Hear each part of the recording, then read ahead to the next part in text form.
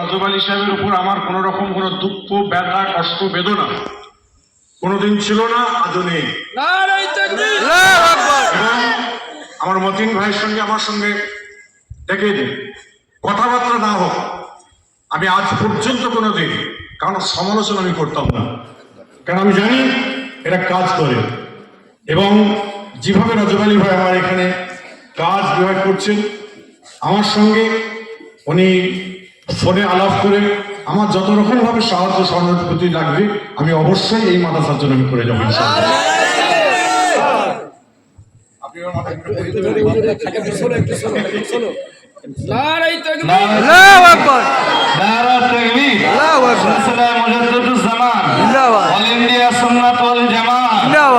পীরজাদা শাহিন সিদ্দিকী ওয়াল কুরাইশি হুজুর কিবলা জিন্দাবাদ, মুফতি আব্দুল মাতিন সাহেব হুজুর কিবলা জিন্দাবাদ, নারা তাকবীর আল্লাহু আকবার, অল ইন্ডিয়া সুন্নাত ওয়াল জামাত জিন্দাবাদ, সিলসিলায়ে মুজাদ্দিদুজ জামান নারা তাকবীর আল্লাহু আকবার।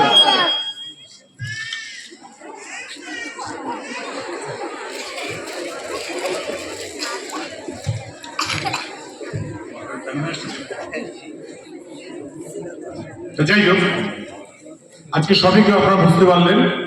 আর মিডিয়া যারা আছেন, মিডিয়া ভাইদের বলবো, তোমরা যারা এটাকে লাইভ দিচ্ছে এবং অনেকে প্রোটেস্ট করবে, আমরা কিন্তু কোনো রকম ভাবে, আমি প্রথম দিনে বলে দিয়েছি যে আমরা পিছনের দিকে তাকাবো না, আমরা সামনের দিকে তাকাবো। যে দৃষ্টি আমাদের আছে সেই দৃষ্টি পর্যন্ত আমরা যাব, সেখান থেকে আবার দাঁড়াবো, ওখান থেকে আরো দৃষ্টি আমরা এগিয়ে যাবো। পিছনে আমাদের কে বাজে বলছে, খারাপ বলছে, কে মন্তব্য করছে, কে বলছে অমুক হয়ে গেছে তমুক হয়ে গেছে, যাক। আর আমার কবরে আমাকে সওয়াল করতে উত্তর করতে হবে। কোনো বাপের বেটা গিয়ে আমার উত্তরটা করে দেবে না। আমার পেট আমাকে ভরাতে হবে, আমার পেট অন্য কেউ ভরাতে যাবে না। যদি পেটের কেউ যদি দায়বদ্ধ যদি হয়, অবশ্যই তার কথাবার্তা আমাদের শুনতে হবে। যারা পেটকে যারা ভরাতে পারে না, তাদের আমরা দায়বদ্ধ দিয়ে আমরা কি করব। এবং বিশেষ করে দেখছি, আমি কারো সমালোচনা করছি না, ওয়ান ক্যামেরা এখানে রয়েছে বলে দেখছি, আমি বাংলাদেশে থাকা অবস্থাতেও দেখছি যে গত পরশু দিন থেকে দেখি একটা হুলুস্থুল শুরু হয়ে গেছে। এখানে মিটিং, ওখানে মিটিং, সেখানে মিটিং, আর সবটা নিয়ে দেখছে আমাকে নিয়ে। আমি জামিয়ায় এসে মনে হচ্ছে বড় ধরনের একটা কাবিরা গুনাহ করে ফেলেছি, আর এখানে এসে মনে হয় একটা মাঝারি গুনাহ করলাম। কেননা এরপরে একটা সমালোচনা আসবে, শাহিন সিদ্দিকী মেয়েদের সম্মুখে দাঁড়িয়ে দাঁড়িয়ে বক্তব্য দিচ্ছে, ওদের পর্দা নেই। যারা এই সমালোচনাগুলো করবে, শরীয়তের দিকে তাকিয়ে দেখো এবং মিডিয়াতে ভালো করে দেখিয়ে দাও, মেয়েগুলোর চোখগুলো মাত্র দেখা যাচ্ছে, যেটা শরিয়ত যেটা বলেছে, শরিয়ত মোতাবেক সেই মেয়েগুলো এখানে বসে আছে। আমি সেটা ফোনে দিলাম। আর যদি কারো সমালোচনা করার ক্ষমতা থাকে, যারা আছেন শুনে রেখে দিন, যারা কাজ করে তাদের সমালোচনা হয়, যাদের কাজ নেই তাদের কোনো সমালোচনা নেই। যত আমাদের সমালোচনা হবে, যত এইখানে আপনার ছিল এই মাদ্রাসা বলেন, জামিয়া রহমানিয়া বলেন, এবং সংগঠনের নাম কি, অল ইন্ডিয়া সুন্নাতুল জামাত কমিটি, যত সমালোচনা হবে ততই কিন্তু আজকে আমরা কাজ করছি। আমি আসার একটু আগে 1 কিলোমিটার দূরে আমাকে একজন ফোন করেছে, আপনার কি বলে ঘটিয়ারির দিক থেকে, বলছে এখানে শাফি মাযহাবের কোনো কিছু পড়ানো হয়। আমি বলছি সে আমি গিয়ে খবর নিচ্ছি। দেশের আপামর জনসাধারণের কাছে বলছি, সমাজের অগ্রগতিতে, সমাজের উন্নয়নে, দেশের উন্নয়নে, কমিউনিটির উন্নয়নে আসুন আমরা কাজের প্রতিযোগিতা করি। প্রত্যেক গ্রামে গ্রামে আমরা মক্তব প্রতিষ্ঠা করে সবাইকে কোরআনের তালিম দিই।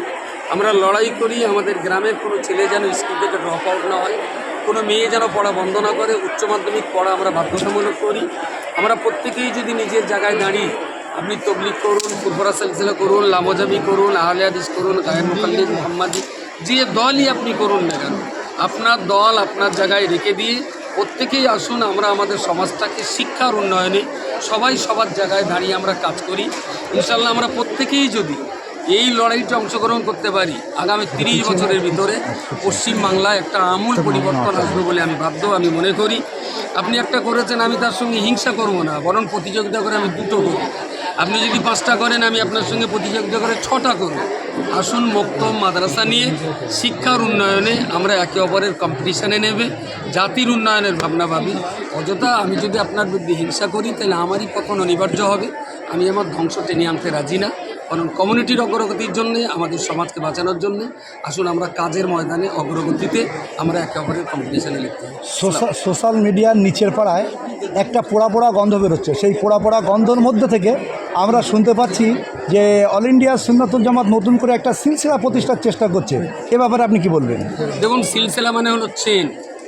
আমরা যেটাকে ফুরফুরা সিলসিলা বলছি, এই চেনটা কিন্তু ফুরফুরা সিলসিলার দাদা হুজুরের হাত দিয়ে সুফি ফাতে আলী ওয়াইসুর রহমতুল্লাহ আলী, ওখান থেকে সুফি নুর মোহাম্মদ নিজামপুরি, এই সিলসিলার চেন যেতে যেতে যেতে যেতে রসুলুল্লাহ পর্যন্ত ঠেকে গেছে। তো আমরা এটাকে ফুরফুরা সিলসিলা বলছি। তার মানে এই সিলসিলার সর্বশেষ ঘাঁটি হলো মদিনাতুল মুনাওয়ারা। তো আমরা যদি সেই সিলসিলার ভিতরে থাকি, আর মদিনার এই সিলসিলা এই চেনের বাইরে চলে যাওয়া মানে ইসলাম থেকে বহির্ভূত হয়ে যাওয়া। সুতরাং সিলসিলাটাকে কেন্দ্রবিন্দু মনে করে এর বিরোধী বা এর পক্ষে কেউ যদি আমাদের বিরোধী ভাবেন, তাহলে তিনি সংজ্ঞা দিয়ে বলুন ফুরফুরা সিলসিলার আসল সংজ্ঞাটা কী। দাদা হুজুরের নীতি আদর্শ প্রিয় রসুল সাল্লাল্লাহু আলাইহি সাল্লামের নকশে কদমের উপরেই ছিল, আমরা সেই নীতি আদর্শ মেনেই চলছি। তো আমরা দাদা হুজুরের আদর্শ মেনে যদি সিলসিলা বিরোধী হলাম, তাহলে যারা বলছেন তাদেরকে জিজ্ঞেস করুন what is the definition of Furfura silsila, সংজ্ঞাটা একবার তারা দিক। যে আপনি যারা ইংলিশে বলেন ওটা বাংলায় বলুন। ওইসব বিতর্কিত বক্তারা তো আর বাংলাতে ইংলিশ বোঝে না। ইংলিশ যদি তারা একান্তই না বুঝে থাকেন, তাহলে আমার মনে হয় যারা চারাত পায়ে হাঁটেন তাদের সঙ্গে কথাবার্তা বেশি বিতর্ক না করাই ভালো। ওই যা খাতাবহুল জাহিলুনা কাউলু সালাম। আসসালামু আলাইকুম। ধন্যবাদ হুজুরকে। অল ইন্ডিয়া সুন্নাতুল জামাতের যত শিক্ষা প্রতিষ্ঠান রয়েছে সব সিলসিলা বিরোধী। আজকে আপনি গত সোমবার আর আজ সোমবার দুটি বৃহৎ আকারের মাদ্রাসা পরিদর্শন করে আপনার কি মনে হলো আপনাদের জানান। আসসালামু আলাইকুম রহমতুল্লাহি ওয়া বারাকাতুহু। সকল ইউটিউবার ভাইদের আমি সকলকে মোবারকবাদ জানাচ্ছি, এবং দেশের প্রদেশের মানুষ যারা দেখবেন, আমি সকাল থেকে লাইভ এবং কয়েকদিন ধরে আমি লাইভ করে বলে দিয়েছিলাম আজিজুল কুবরাতে আমি আসবো বলে। আমি সময় মতো আসতে পেরেছি, এবং কদিন আগে এক সপ্তাহ পূর্বে আমি জামিয়া রহমানিয়াতে গেছিলাম।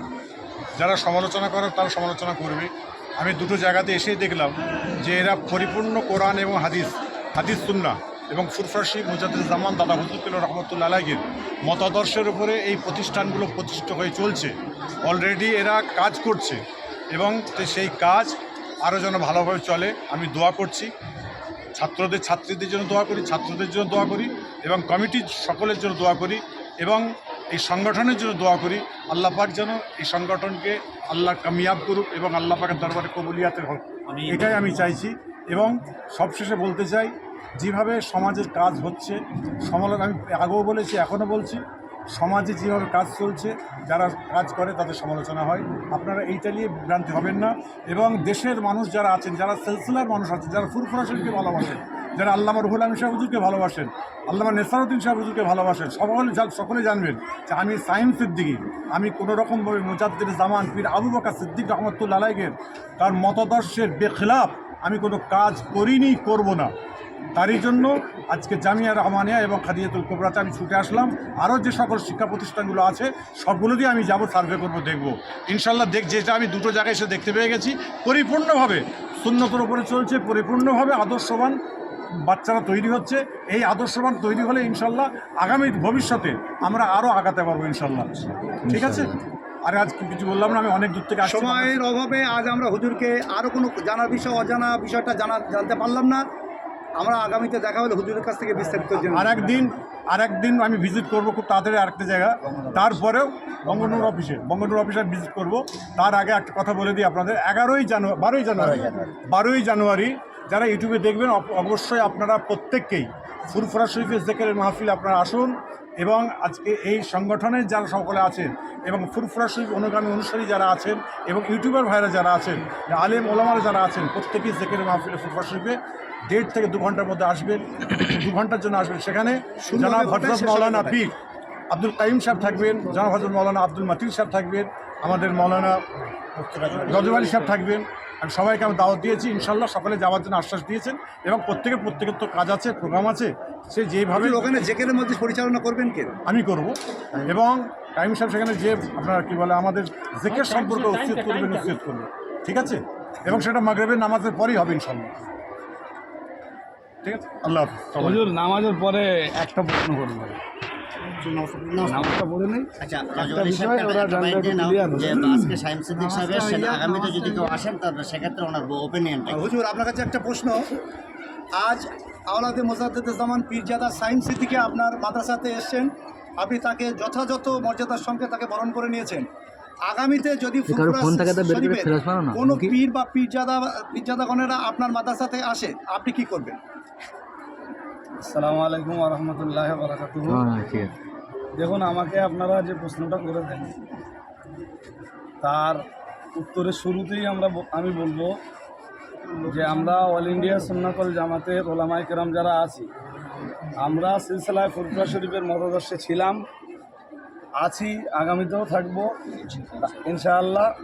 তাতে আমাদের নামে যত সমালোচনা, যত পর্যালোচনা, যত বদনাম, দুর্নাম, অপবাদ, ভর্ৎসনার ঝড় প্রবাহিত হয়, মানে অতীতেও হয়েছে, আজও হচ্ছে, আগামীতেও হয়তো হবে।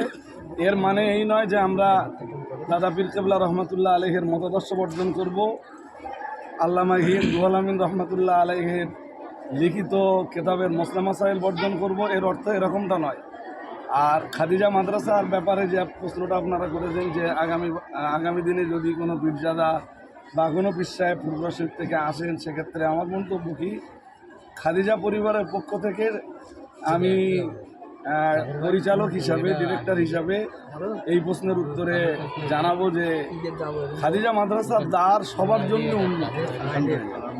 হ্যাঁ, এনি টাইম, এনি আওয়ার, হ্যাঁ, এনি ডে যে কেউ খাদিজা মাদ্রাসাতে আসতে পারেন, এবং খাদিজা মাদ্রাসাতে এলে আমরা যথাযোগ্য, যথাসম্ভব সম্মান ইনশাআল্লাহ তাকে প্রদর্শন করব।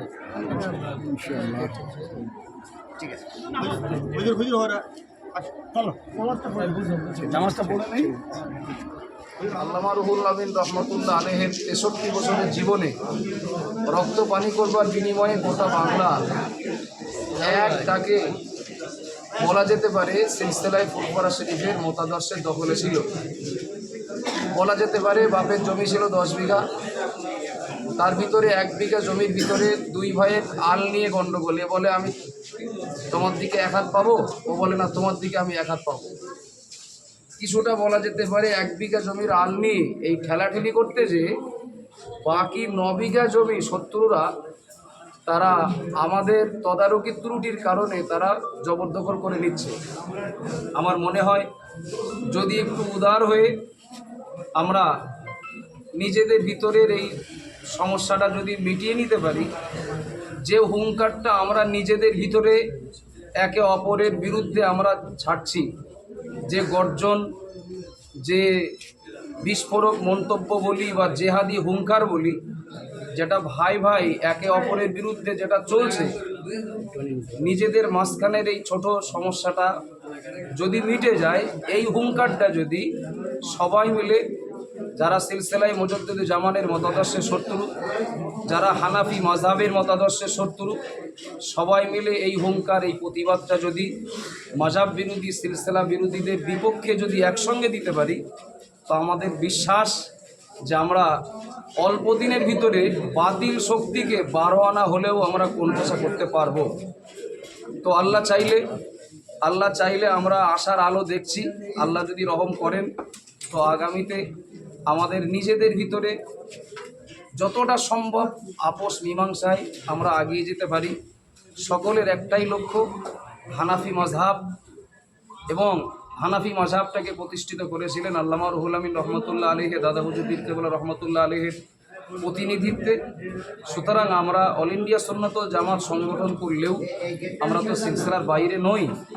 আগামীতে আমরা সবাই মিলে দাদা হুজুর কেবলার রক্ত পানি করে রেখে যাওয়া এই মাটি এবং হানাফি মাযহাবের এ পাক পবিত্র মাটির পবিত্রতা সবাই মিলে আমরা কাঁধে কাঁধ মিলে রক্ষা করব।